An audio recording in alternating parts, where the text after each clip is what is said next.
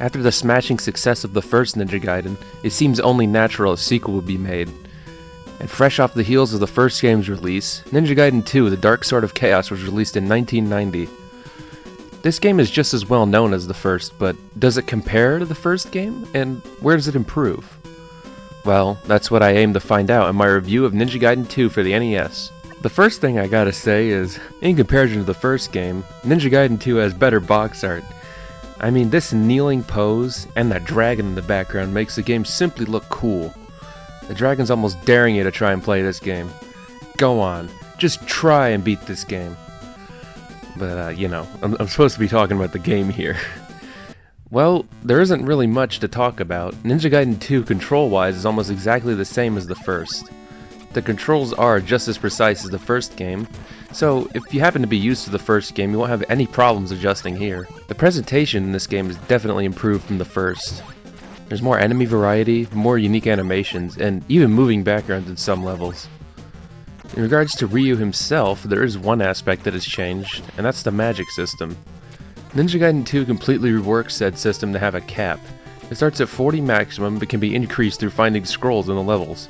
The value of Ninpo has also been changed, with blue Ninpo giving you 10 points, while orange Ninpo fills up your magic to full. I believe this is a welcome change, as it does help to streamline the gameplay a bit. Plus you can increase the amount to over 100, more than enough to defeat anything in your way, and way more than you could ever get in Ninja Gaiden 1. Whether you're intended to do that, I'm not too sure. The sword weapons themselves have also received some changes. The spin slash is unfortunately gone in this game. Every other weapon from Ninja Gaiden 1 is here. You even start out with smaller shurikens already in the item box. The invincible fire wheel has received a rework in this game as well. Instead of activating it automatically, you can activate it manually, with it lasting for a short time, and it allows you to have more control over the weapon. New to this game is Dragon Balls, or well, not Dragon Ball, but Dragon Balls, which act like the upward fire wheel, but they go downward instead.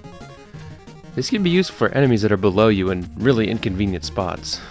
Of course, the largest change is Ryu's shadow clones. You see, by collecting these orange ninja power-ups, a flickering clone of Ryu will appear and copy your exact movements. You can have up to 2 of these on the screen at a time, and they do not disappear until you die. They will also copy any sub-weapon you have, which allows you to flood the screen with projectiles and annihilate bosses with ease. I must admit, it is fun watching them follow right behind Ryu, copying his exact movement, and they are also orange, which is always a positive. But I take a lot of the challenge away from the game, especially the bosses. I suppose it could be seen as a reward sort of thing, as in you're rewarded for carrying them throughout a stage, but they're pretty easy to come by, and they don't go away upon clearing a stage. At least with the spin slash you have to be wise on when exactly to use it, but the shadow clones just feel brainless. Just like the first game, Ninja Gaiden 2 utilizes in-game cutscenes to tell its story, with the same sort of rules as the first game. You beat a stage and watch a cutscene. The game opens with a new villain, Ashtar, the Emperor of Darkness. I enjoy the use of another villain to take Jakio's place, and I think Ashtar is a very intimidating villain. He plans to conquer the world with his dark sword of chaos, in contrast to Ryu's own dragon sword. A year after the defeat of Jakio, demonic presences start to rise once again. Irene is kidnapped and Ryu rushes in to save her. Along the way he meets Robert, a military man who informs him of his next objective. A neat little subversion that I like is that the scene where you meet Robert sort of mirrors one from the first game, where someone steps from the shadows and points a gun at Ryu. However, in this game, Ryu is not shot, but rather a monster that was creeping up from behind him is shot instead. Ryu must make his way to the Tower of Laja, along the way learning of Ashtar. Upon climbing the tower, he comes face to face with Ashtar. Ryu is easily defeated by a powerful blast from Ashtar's sword. Soon after, Ashtar is surrounded by Robert and special forces, so he slinks off to the Maze of Darkness. A character I think is done really poorly in this game is Irene. She was quite a badass in the first game, but in this one she's just been reduced to a damsel in distress role. Most of Irene's dialogue is just screaming Ryu's name. It's really boring. I feel like she could have done a lot more. Of course, now would be a good time to start talking about the gameplay, wouldn't it? And there have definitely been improvements. For one, getting 1-ups is way easier than before. Not only can you earn them through points, almost every stage has at least one 1-up. This makes the game a lot more forgiving, provided you can find each of the 1-ups. Almost every stage has some sort of stage hazard as well, and I quite like this aspect.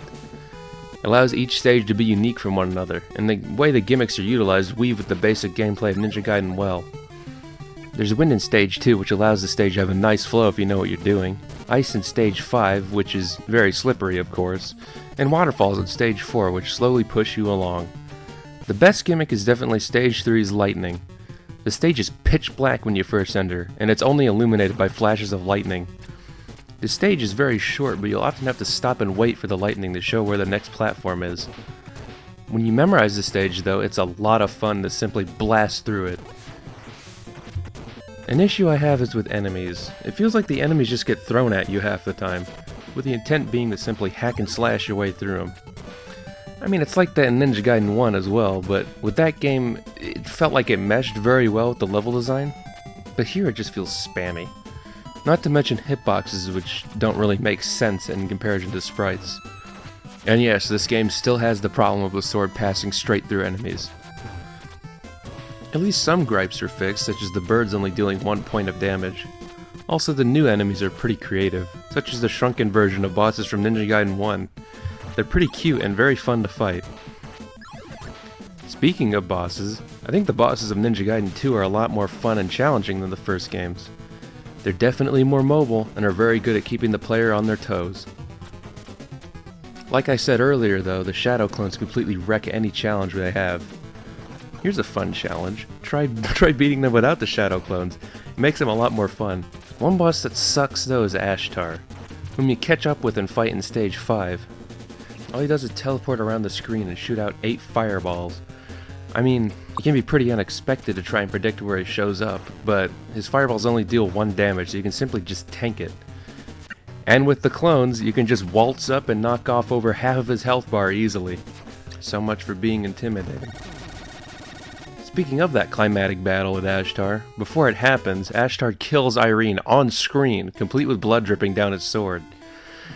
And well, let's just say after that, something spicy happens. Whoa, alright, Ryu. Whoa. Robert takes Irene away to a safe area, not realizing the presence of an old foe that's looming over them. Meanwhile, Ryu presses onward. After fighting the Kelberos, he notices that the boss seems familiar, and then sees Robert laying on the ground wounded. Robert states that the Gate of Darkness must not be open and urges Ryu to go while he fends off some of the monsters. Ryu makes it to the end and discovers an old foe. That's right, Jakio returns. And I kinda have problems with it. I liked Ashtar a lot more. Jakio does have a pretty imposing design in this game, but the reason he comes back is pretty shittily explained. At least you get to kill him off for good in this game. I mean, just look at that pool of blood that flows into the Dark Sword of Chaos, which causes Jakio to turn into a wall. And then he turns into a demon, similar to the first game's final boss. This final boss is about as equal to the first games with me. The first game's bosses were definitely more cleverly designed, but I do like how this game's final boss keeps you on your toes. And of course the punishment for dying isn't as brutal as well. You're only sent back to the start of 7-2 after dying. And I forgot to mention that there's 7 levels in this game rather than 6. I think the third phase is the best of the 3 though. Jakio's first form can be very tricky to figure out how to fight properly. And the second form is very annoying with the constant stream of acid droplets. I like the flow of the third phase a lot, with the hands reaching out at you.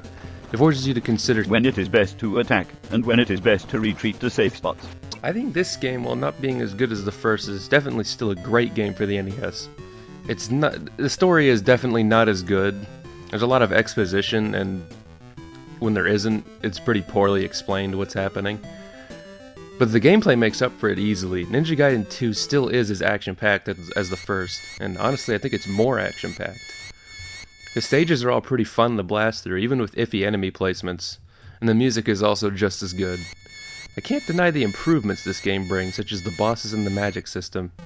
I think the shadow clones, while being fun, take a bunch of the difficulty out of the game, and they kind of sour the experience.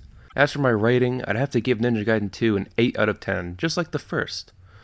With all my gripes, I still believe this game is just as good as the first. I just don't like it as much. That'll be it for Ninja Gaiden 2. And I hope you enjoyed the video. I'm really sorry for the long wait between Final Fantasy and this. As you can see with the video length, it really didn't take that long once I got started on it. Let's just say some other things got in the way of me making this video. As for my next review, whenever that happens, I'm actually planning to look at Ninja Gaiden 3 next. I believe playing this game directly after the second will help me to better compare the two, and also see where it improves and falls flat. Plus, I just really want to do other series, so I might as well tackle the remaining Ninja Gaiden game before starting one of those. I don't have much to say regarding other plans, although I hear talk Fan wants to collaborate with me once again, so I might be too occupied to plan much else. Anyways, this has been Meme John. Take care and see ya.